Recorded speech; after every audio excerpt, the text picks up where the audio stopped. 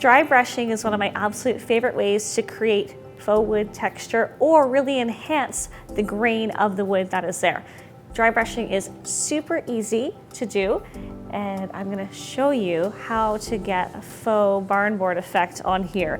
I'm going to be using Little Lamb, which is a nice neutral gray, part of our Tones for Tots collection for nurseries, but you can use it for other projects as well. And I'm going to pour a little bit onto a surface to work from. I'm going to use some napkin here. And you don't need a lot. The key with dry brushing is less is more. I'm going to be using these natural bristle kind of rough brushes. We want to get brush strokes with this. We're trying to create a little bit of texture. And when I say brush strokes, I mean more lines of a brush. So I'm just dabbing it on, dabbing some of it off, and the brush literally is virtually dry. That's what you want. And less pressure and a bit of an angle would be really good. And we're just getting a little bit on there from one end to the next. And it's going to pick up a little bit of pattern in the wood. Grab some of that off there. Don't want to apply too much pressure because it'll end up just painting your piece. Dry brushing is just ever so light touch, very little paint on your brush. And you can go back and forth, but if you go back and forth, you'll see your start and stop marks. So try and just blend sort of end to end. You don't want to start and stop too much.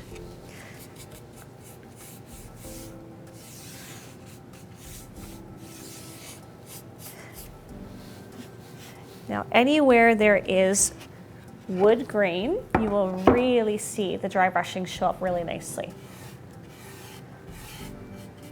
There you go. And that's how easy it is to create a layered effect using some dry brushing. To get a very authentic look with dry brushing and creating sort of an aged wood, you want to use multiple tones of the same sort of color. So what we're going to be doing is, after we have our Little Lamb dry, we're going to use sterling, and it's just a little bit lighter of a gray. If you don't have all the different colors, you could add white to some of your colors just to change it. That way it creates even more dimension of all the same similar tones and colors. So let's use the sterling here. Again, I will pour it out onto a napkin. I like using napkins when I'm doing dry brushing because I can offload any excess that's currently on my brush right away. And again, just going to kind of dab it into the brush. You want very, very little on there. You don't want to see anything coming off. And then you want to, even more so, remove some of that excess. And again, very lightly.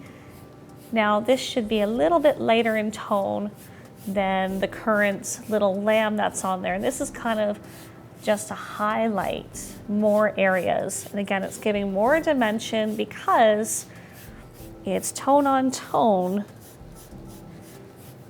and you're getting a little bit of a different color, but ever so subtle.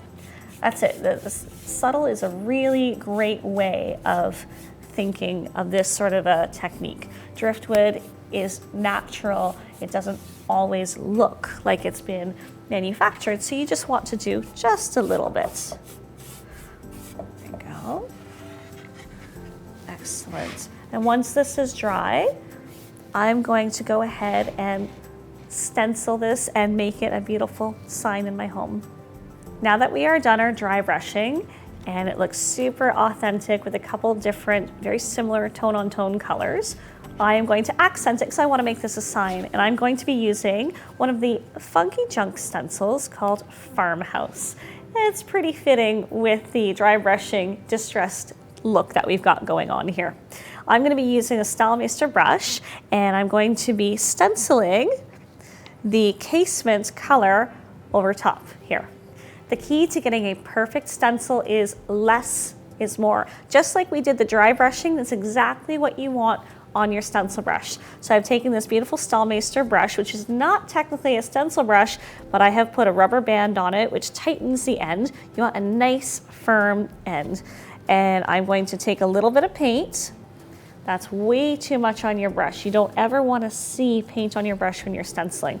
So I'm actually going to offload the excess.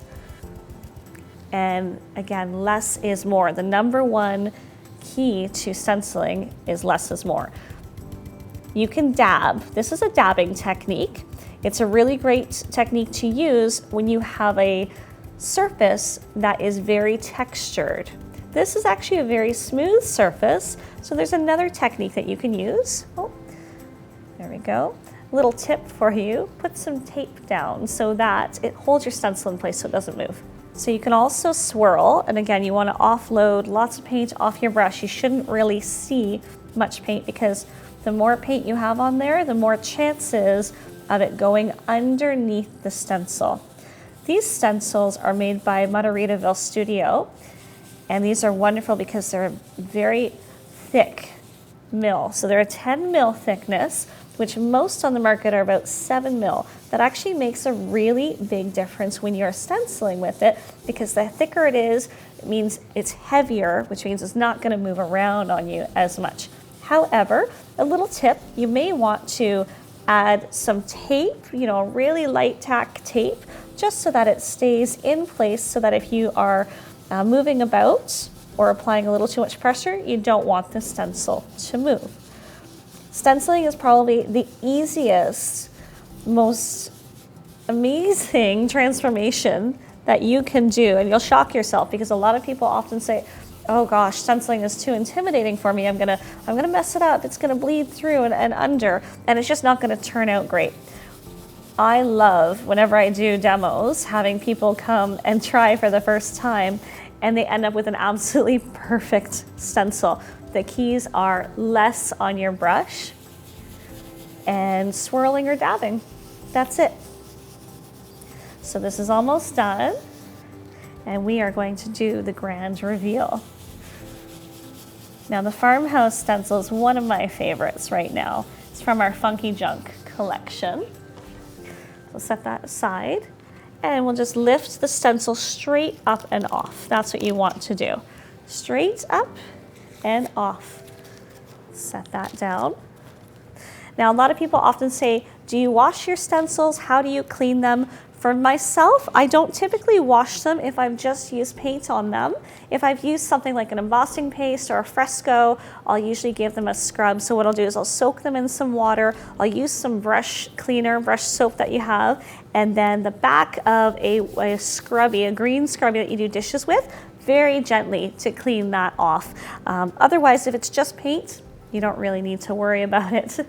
And here is our beautiful farmhouse sign with our driftwood technique and dry brushing. I lifted off my stencil and it looks fabulous, but I did notice I had just a little bit of bleed through on one of the letters here, and that's when I had way too much paint on my brush. It was the second one where I had just started to swirl and dabbed too much paint. You can see the rest came out very crisp and clean. So what am I going to do? I am going to take a little bit of sandpaper and just gently distress so it kind of takes that look away and just blends it in nicely. What I also like about when I do a little bit of distressing is you see the wood grain come through the lettering. It just looks really super authentic. So I'm going to distress it up, and then I'm going to put a nice black wax on it to accent it.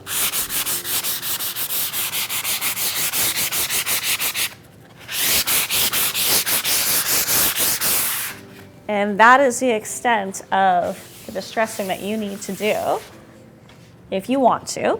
And it really pulls through all of the wood grain. It's really quite pretty. Now I'm going to take our black wax, and I am going to use this natural bristle brush to apply it. Now you don't need, again, too much wax on your brush. You really shouldn't see much of it because a little goes a long way. So I just take the excess back off in the container there. And you can just start to kind of brush it on and then buff it around.